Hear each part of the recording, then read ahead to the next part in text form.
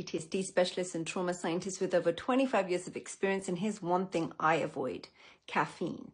Avoiding caffeine is especially important if you have panic disorder, performance anxiety, or social anxiety, as these conditions can make you particularly sensitive to the anxiogenic effects of caffeine. Another situation where I routinely recommend watching your caffeine intake is for people who have complaints of insomnia. Drinking caffeine close to bedtime can make insomnia worse, and it also contributes to nocturia. In other words, the need to pee at night, which in of itself can exacerbate insomnia. What I typically recommend for insomnia sufferers is for them to front load their caffeine and avoid drinking any after midday. Now, the news is not all bad. When it comes to mental health, caffeine may also bring benefits by increasing alertness, attention, and cognitive function, and by elevating mood.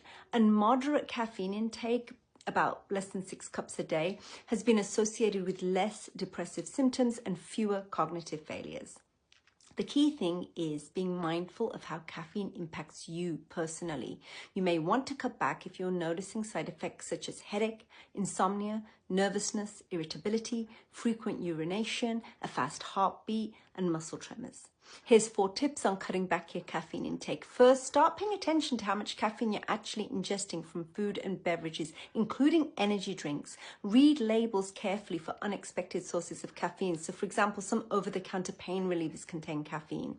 The second is to cut back gradually. For example, drink 1 fewer can of soda or drink a smaller cup of coffee each day. This will help your body get used to the lower levels of caffeine and lessen that potential for withdrawal.